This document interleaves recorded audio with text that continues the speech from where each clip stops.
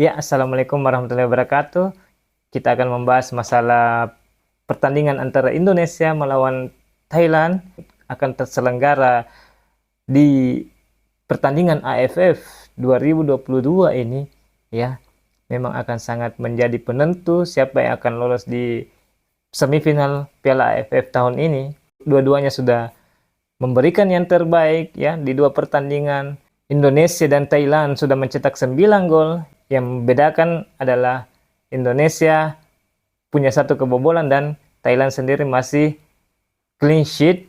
Thailand sudah menggulung habis Brunei dengan skor 5-0 dan mencukur habis The Askal dengan skor 4-0 tanpa balas.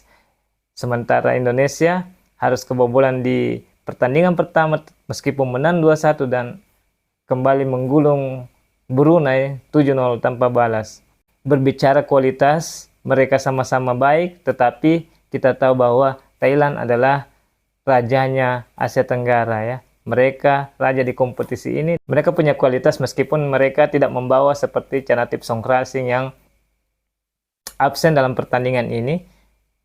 Mereka juga tidak membawa 3 penjaga mereka. Mereka punya pemain-pemain baru. Bisa diingat bahwa Boarding Pala dan Ekanit Peña ini sangat luar biasa. Mereka punya kecepatan, mereka punya akurasi umpan yang lebih baik, mereka punya skill yang lebih mumpuni.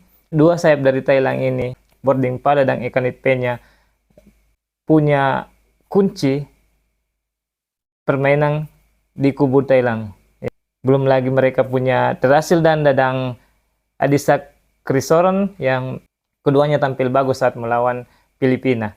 Sementara Teraton Bunmatan sendiri yang di AFF 2021 lalu itu dipasang bek kiri, sekarang bisa menjadi gelandang yang akan menemani Sarayoyan. Inilah strategi yang dilakukan oleh Alexander Polking yang memang begitu fresh, beda dari skuad-skuad mereka yang ada di AFF 2021. Tetapi mereka kualitasnya tidak menurun dalam hal bagaimana menjalankan strategi pelatih. Secara mentalitas, Thailand ini adalah rajanya kompetisi ini. Secara kolektif permainan, ya Thailand memang punya lebih bagus karena mereka punya kompetisi yang berjalan ya, secara fisik, secara mental mereka baik, secara strategis, secara pola permainan pun mereka begitu padu dan juga ya mereka kuat dalam bertahan. Inilah yang membuat Indonesia harus bisa punya awareness untuk bagaimana mematikan lini sayap mereka, terutama pada Ekanit Peña dan Boarding Pala yang punya skillful dan juga kecepatan untuk melakukan counter attack yang lebih baik.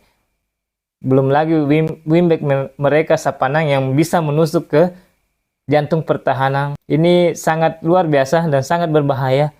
Kalau dalam pertandingan ya kita 5 kali bertemu itu tidak pernah sekalipun menang, jujur ya. Dan ditambah lagi bahwa tentu kita tahu bahwa ekspektasi kita untuk tim nasional ini memang tidak perlu terlalu high karena kita tahu bahwa kompetisi kita tidak berjalan dengan baik ya. Juga kolektivitas pemain kita masih belum bisa karena ada beberapa pemain baru seperti Jordi Amat dan Ilija Spasojevic. Juga kebugaran tim yang juga disorot karena kita tidak punya kompetisi saat untuk mempersiapkan Piala AFF ini. Kita tidak punya uji coba di persiapan AFF. Ini kendala bagi tim nasional dan semoga Sintayong bisa memperbaiki situasi dan kondisi tim nasional saat ini. Tapi kita para supporters harusnya juga sadar diri bahwa timnas kita ini sedang tidak dalam kompetisi yang baik di pertandingan kali ini ya. Kalau di lini belakang di Indonesia itu memang sudah paten ya. Asnawi Mangku Alam ya, Fahrudin Arianto, Jordi Amat dan Pratama Arhan memang harus lebih solid di posisi gelandang. Memang mungkin akan dipasangkan antara Rahmat Irianto dan Mark Klok, ditopang oleh Egy Maulana Fikri dan juga Ricky Kambuaya, Sadil Ramdhani dan juga Spasojevic bisa menjadi kunci bagaimana harus membongkar pertahanan Thailand yang memang cukup rapat, cukup rapi, dan cukup terorganisir dalam bertahan dan juga menyerang. Transisi bertahan ke menyerang dari timnas Thailand itu cukup luar biasa efektif ya, untuk menghalau barisan-barisan penyerangan dari lawan-lawan mereka ketika kita melihat di Filipina maupun saat mencukur habis Brunei. Meskipun kita tahu bahwa kita juga harus meredam ekspektasi tinggi karena kondisi kompetisi kita yang tidak berjalan karena tragedi Kanjuruhan dan juga persiapan yang sangat mepet, tak ada laga uji coba untuk bisa mengembalikan kondisi fisik dan mentalnya untuk bisa bermain di kompetisi ini. Makanya tidak heran waktu lawan Kamboja itu banyak sekali peluang yang terbuang, harusnya bisa jadi gol. Lawan Brunei pun kalau kita melihat para pemain masih egois gitu ya. Meskipun sudah menang 7-0, tetapi bagaimana efektivitas untuk bisa memanfaatkan peluang ini menjadi kunci jika ingin mengalahkan Thailand di pertandingan kali ini, karena akan sangat berbahaya ketika kita begitu menyerang dan tidak bisa mengcounter dari sistem penyerangan dari tim Gajah Perang Thailand.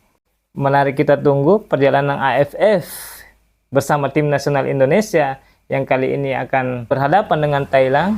Semoga saja bisa menang, semoga saja bisa setidaknya tidak kalah dalam pertandingan ini karena sangat berat ya. Sangat berat, tapi kita optimis bahwa kita bisa meraih poin penuh karena Thailand juga punya kelemahan-kelemahan yang bisa dimanfaatkan oleh tim nasional kita. Semoga Ricky Kambuaya bisa membuat sedikit pressure terhadap lini belakang Thailand dan bisa beradu duel dengan Teraton Bunmatan dan Sarayoyen. Di sisi sayap, Pratama Arhan dan Asnawi Angmangku Alam harus bisa mematikan laju dari Boarding Pala dan Ekanit Penya karena mereka sangat luar biasa. Mereka punya kecepatan yang sangat luar biasa dan mereka punya umpan yang baik untuk bisa diberikan ke Terasil Dangda. Jordi Amat sebagai central defender yang memang punya cukup pengalaman bisa jadi menjadi kartu as kita di pertandingan kali ini. Setidaknya punya kans untuk menjuarai Piala AFF yang memang kita hanya spesialis runner up di kejuaraan tahun ini ya. Terima kasih. Salam Bolaholik. Ingat, boleh fanatik tetapi tidak anarkis. Salam Bolaholik.